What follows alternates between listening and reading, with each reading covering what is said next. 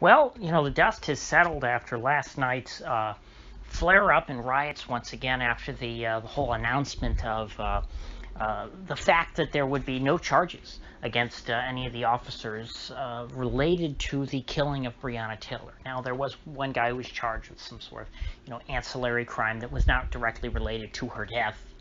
He was not charged with killing her, and neither were, the other two officers charged with anything. And I'm not shocked by this.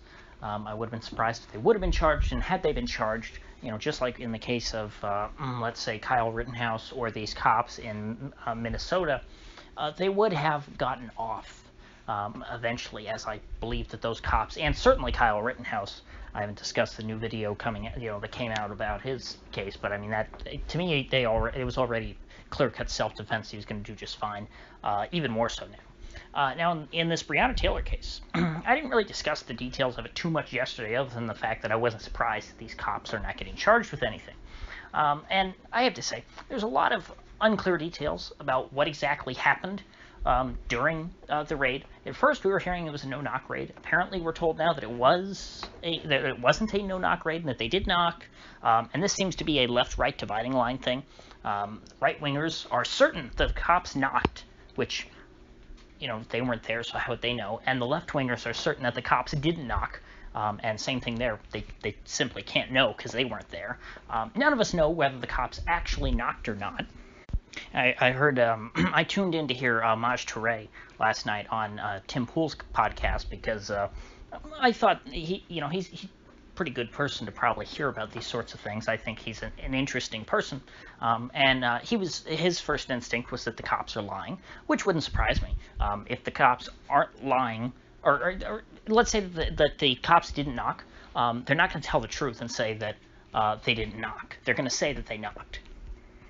So I don't know whether they're lying or not, but the matter is that no matter what happened, the cops are going to have the same answer and say that they knocked. So it's really just up to individual people what they want to believe or not, which is why I don't really think I think it's kind of a waste of time to discuss the details of the individual cases, because I don't think the individual cases, just like with George Floyd, there was the body cam footage that came out later that made George Floyd look like, not so great. It looked like he was strung out on something, and he was not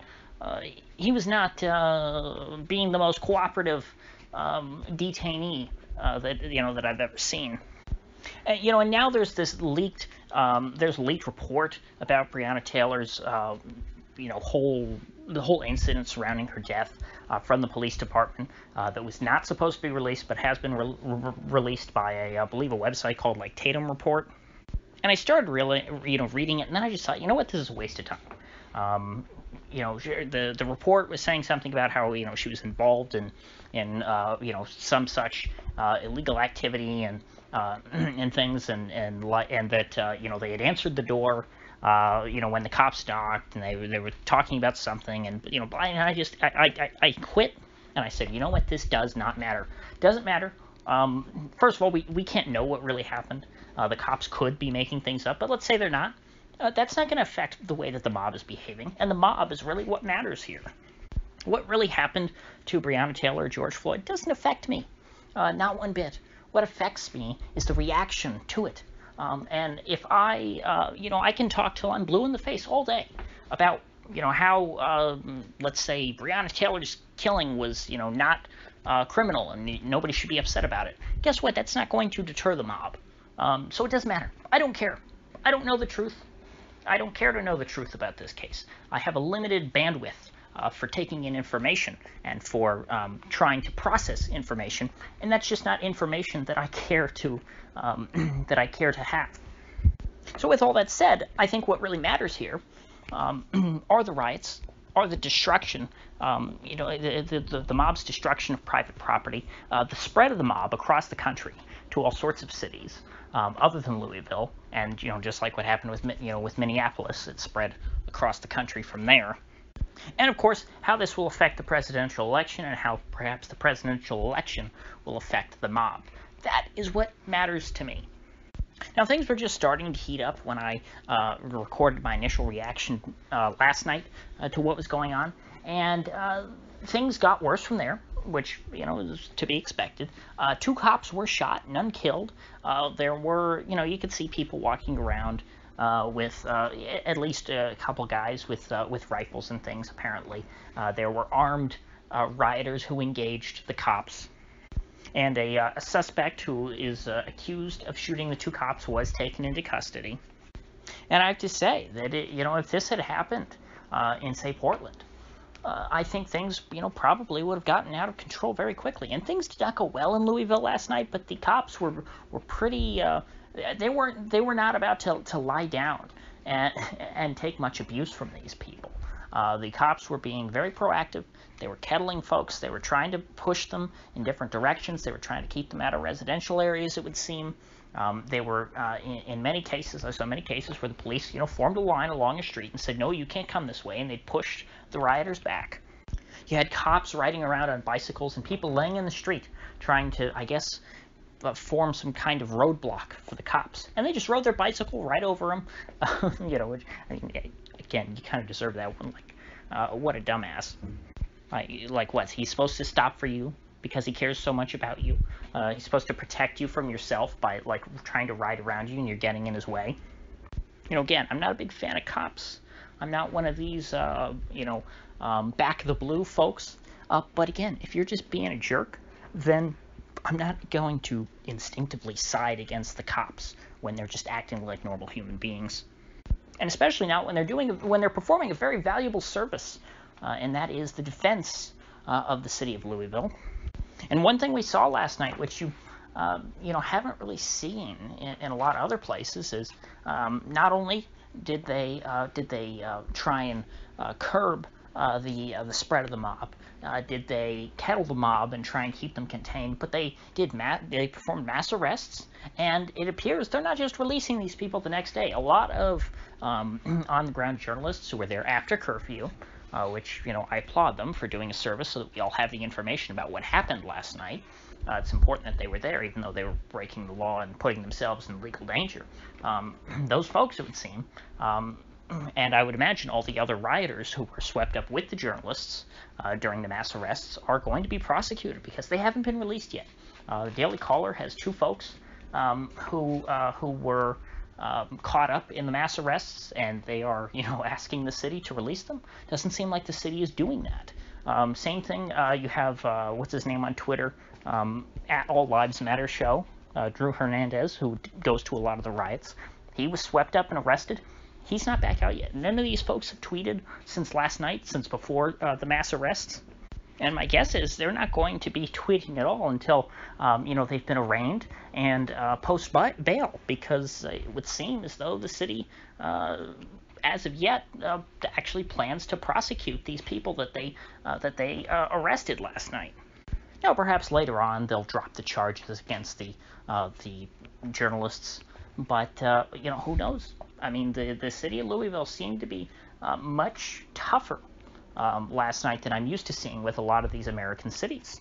And of course, Kentucky is a red state, although I'd imagine Louisville has a Democrat mayor and police commissioner and all that. But they're still kind of red state Democrats. I wouldn't imagine that Louisville, Kentucky, is a particularly far left hotspot.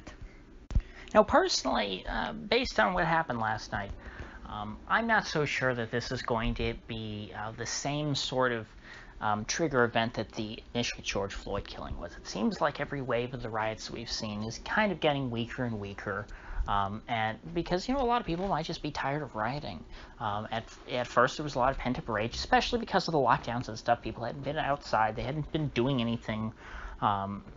And now it seems like it's less and less. Like last night, sure, you had a lot of stuff going on in Louisville. You had pockets of people in all sorts of other cities, including St. Petersburg here in Florida, which was, they got a lot of views on Twitter because they decided to go up to people who were engaging in outdoor dining and just perform a sit-in by actually sitting at people's tables and, yelling at them about how racist they are. And, events like that and the events in other cities like Denver, where you have people pounding on cars and yelling at drivers that, like, how dare you drive through the road when we're, fighting for the lives of black people, grrr. Even in one case, can't remember which city this was, but you had a black woman driving in her car, and you have the white BLM protesters, blocking the street and not letting her through, and they're shouting at her and, and saying how bad she is. And she, it's like, aren't you supposed to be, fighting for people like this woman?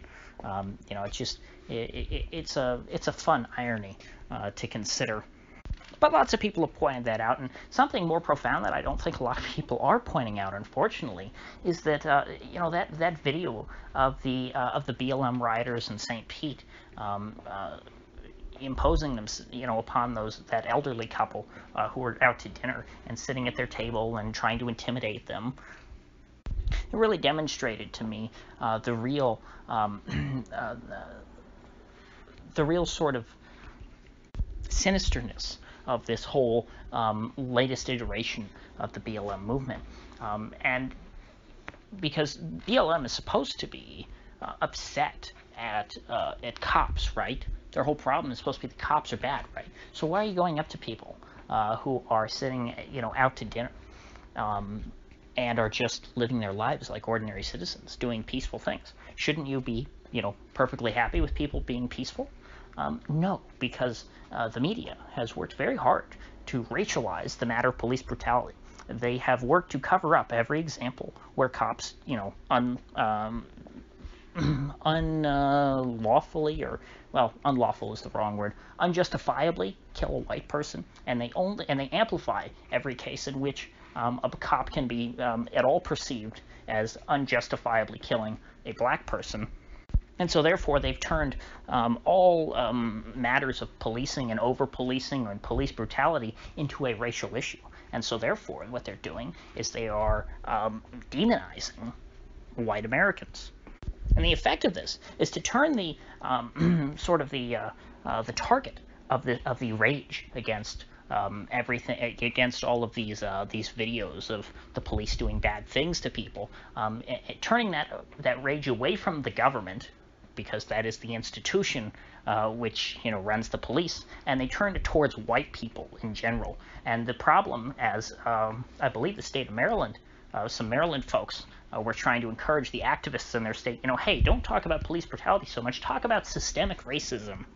Because you see, police brutality is a concrete issue that you can address. Systemic racism is one of these very broad things, like equality, that is, it's a happy talk sort of idea. It's a very vague concept, and it's something which, can never be truly dealt with. And it also serves as a great excuse to give the state more power. And so what you end up with are these BLM folks who are energized because of because of everything that the media has whipped them into a frenzy over. They get these people very angry about what the cops are doing, and then they say, now go out and fight racism. And so they go to white people and they say, hey, white people, why are you so racist? When in reality, ordinary white people are just as, powerless to control the police and the government and the laws and all these things as they are.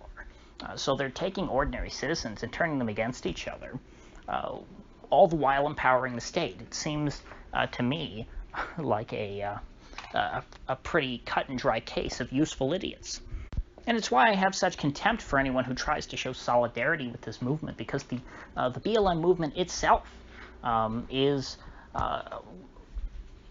fundamentally corrupt, in my view. It's not just that their methods are incorrect, their whole thesis is incorrect, and their whole thesis only serves to empower the government, the very people who, are oppressing them, by their own sort of argument, or I shouldn't say argument, based on the evidence that they're showing, of the cops doing bad things to people. You would think that the BLM folks, their real enemy, are the police and, the government that makes the laws that empower the police, because without laws to enforce, law enforcement is powerless. The cops can't throw you in prison or shake you down for dealing drugs if drugs are legal. They can't stop and frisk you for carrying a gun if guns are legal. And so you can see why it would not serve the interests of the political establishment or of really any sitting politician for the argument or for the discussion about all of this, violence by the police that people are concerned about. For the discussion to take on that sort of a bent would be very inconvenient. And so they have to retool all of this rage over police brutality and make it about systemic racism, which is something that just the government just so happens to have many perfect tailored solutions to fix.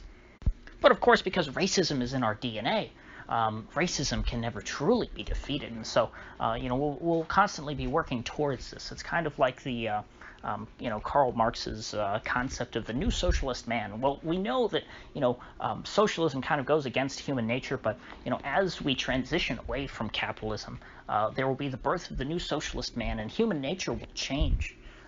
We'll get there eventually, I promise. Of course, we never got there. Human nature still doesn't really line up with what Karl Marx wanted it to be. And, to that same effect, racism will never be ended. And at least not in the way that the opponents of so-called systemic racism define it. So that's kind of the conclusion I've come to. I really see the BLM crowd now as tools of the establishment, as pawns of the state. I really, especially after listening to Maj Touré last night about how the original founders of the Ferguson movement have all, at this point seemingly been killed under suspicious circumstances, and the general consensus is that BLM is not about police brutality. Obviously, their manifesto on their website, the official Black Lives Matter organization, they were talking about communism and abolishing the nuclear family and all these things that obviously have nothing to do with the cops.